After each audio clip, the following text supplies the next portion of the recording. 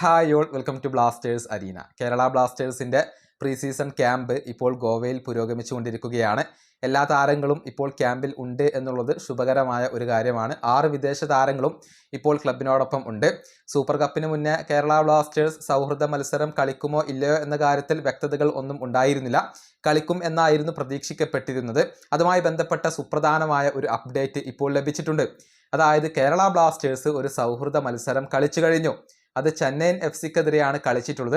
അതായത് ഗോവയിലെ ഒരു മാധ്യമ പ്രവർത്തകനാണ് ക്ലിൻറ്റൺ ഡിസൂസ. അദ്ദേഹം തൻ്റെ എക്സിൽ ഒരു വീഡിയോ പങ്കുവച്ചിട്ടുണ്ട്. അതായത് കേരള ബ്ലാസ്റ്റേഴ്സും ചെന്നൈയിൻ FC-യും സൗഹൃദ മത്സരം കളിക്കുന്നതിൻ്റെ ഒരു ചെറിയ വീഡിയോ ക്ലിപ്പാണ് അദ്ദേഹം പങ്കുവച്ചിട്ടുള്ളത്.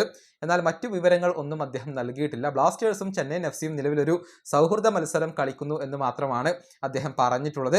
ഇതിൻ്റെ സ്കോർ എന്താണ്, അതല്ലെങ്കിൽ ഈ മത്സരത്തിൽ ആരൊക്കെ ഇറങ്ങി എന്ന കാര്യത്തിൽ യാതൊരുവിധ വ്യക്തതകളും നമുക്ക് ലഭിച്ചിട്ടില്ല. ബ്ലാസ്റ്റേഴ്സ് ഒരു സൗഹൃദ മത്സരം ചെന്നൈയിൻ FC-ക്കെതിരെ കളിച്ചു എന്നുള്ളത് മാത്രമാണ് നമുക്ക് അറിയുക.